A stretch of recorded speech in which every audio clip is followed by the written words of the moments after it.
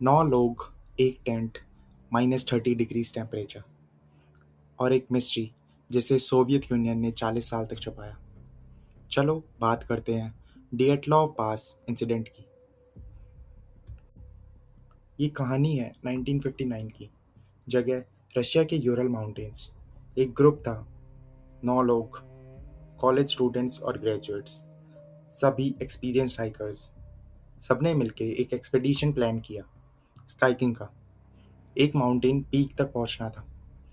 Group का leader Igor डिएटलॉव, इसलिए नाम पड़ा डिएटलॉव पास। ग्रुप में एक और बंदा था, यूरी युडिन, लेकिन वो बीच में ही बीमारी की वजह से वापस लौट गया। वो बच गया, लेकिन बाकी 9 लोग कभी लौट कर नहीं आए। 1 फरवरी 1959 उन्होंने अपना टेंट एक स्लोप पर लगाया। जगह का नाम हो लत शाकेल। और जानते हो इस नाम का मतलब क्या है? Mountain of the dead. सच में उस रात कुछ ऐसा हुआ कि सब लोग टेंट से भाग निकले। मतलब उन्होंने खुद टेंट अंदर से काटा, जैसे कोई चीज़ उन्हें टेंट से बाहर निकलने के लिए मजबूर कर रही थी। कुछ के पास शूज़ नहीं थे, कुछ सिर्फ अंडरवियर में थे, कुछ के पास सिर्फ एक स्वेटर थी और बाहर टेम्परेचर था -30 डिग्री सेल्सियस। ब्लिज़र्ड चल रहा था, मतलब तेज़ हवा के साथ भारी स्नो गिर रही थी। नॉर्मल इंसान वहाँ 10 से 15 मिनट में फ्रीज हो जाता। रेस्क्यूअर्स को बॉडी मिलने में कुछ हफ्ते लग गए। पहली 2 बॉडीज एक सीडर ट्री के नीचे मिली, अगली 3 बॉडीज एक रेविन में मिली, बाकी की बॉडीज थोड़ी दूर मिली। लेकिन जब पोस्टमार्टम हुआ तो सब हैरान रह गए, क्योंकि एक बॉडी की टंग मिसिंग थी। पूरी जीभ कैसे, किसी को नहीं पता। कुछ के स्कल फ्रैक्चर थे, कुछ के रिब केज टूटी हुई थी, जैसे कार क्रैश हो या किसी ने बहुत ज़ोर से मारा हो। लेकिन स्किन परफेक्ट, कोई घाव नहीं था, कोई खून नहीं था। और एक चीज़ और, कुछ कपड़ों में रेडियो एक्टिव ट्रेसेस मिले 1959 में यूरल माउंटेन्स में। इतने सालों में बहुत सारी थ्योरीज आई। पहली थ्योरी, एवलांच।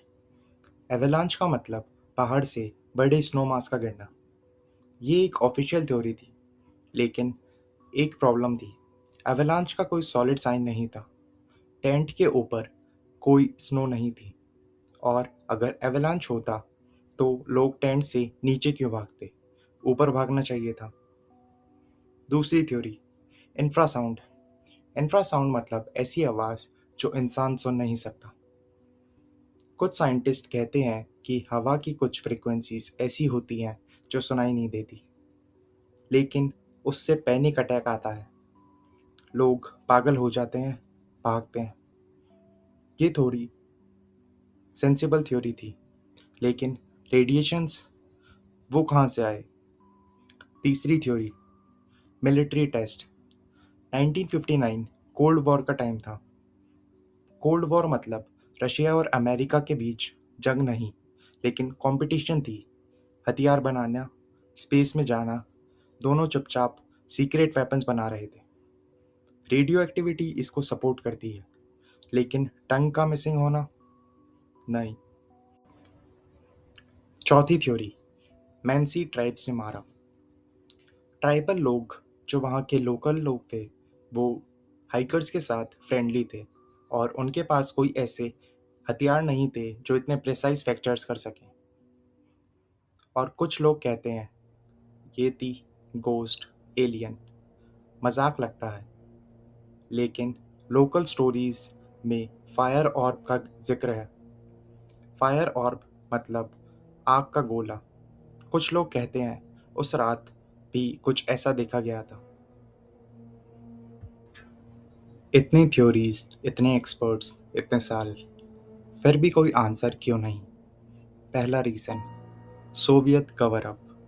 सोवियत यूनियन ने केस को सीक्रेट मार्क कर दिया गया। फाइल्स बंद 40 साल तक किसी को नहीं दिखाई। जब खुली तो कुछ पेजेस मिसिंग थे। एक्सीडेंटली या जान के, कोई नहीं जानता। दूसरा रीज़न, टेक्नोलॉजी वीक थी। 1959 में डीएनए टेस्ट नहीं था और जो भी एविडेंस था वो स्नो में मेल्ट हो गया। तीसरा रीज़न, हर थ्योरी में प्रॉब्लम थी। एक थ्योरी एक चीज़ को एक्सप्लेन करती लेकिन दूसरी चीज़ भूल जाती। कोई भी थ्योरी 100% फिट नहीं बैठती।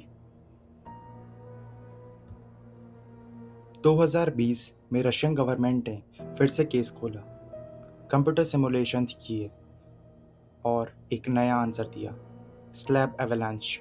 स्लैब एवलांच मतलब आइस का एक छोटा सा टुकड़ा स्लोप से हिल के टेंट पे आ गया। थोड़ा सा, लेकिन इतना कि लोग घबरा गए।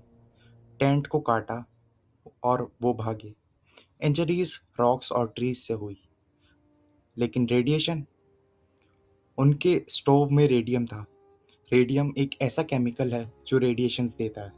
पुराने सोवियत स्टोव्स में ऐसी चीज़ें होती थी। लेकिन टंग, वो सवाल अभी भी वही है। सच क्या है हम नहीं जानते। हो सकता है कि मल्टीपल चीज़ें साथ में हुई हो सकता है कि कुछ एविडेंस हमेशा के लिए लॉस्ट हो गए। हो सकता है कि कुछ मिस्ट्रीज का कोई सॉल्यूशन नहीं होता।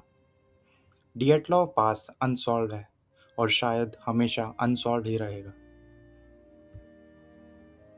आपको क्या लगता है क्या हुआ था उस रात? कमेंट में लिखो अपनी थ्योरी, चाहे वो साइंटिफिक हो या क्रेजी। और हाँ, अगर ऐसी मिस्ट्रीज पसंद है तो वीडियो को लाइक कीजिए और चैनल को सब्सक्राइब कीजिए। क्यूरियो कंपास, वो कहानियाँ जो कोई नहीं जानता, वो सवाल जो कोई नहीं पूछता। धन्यवाद।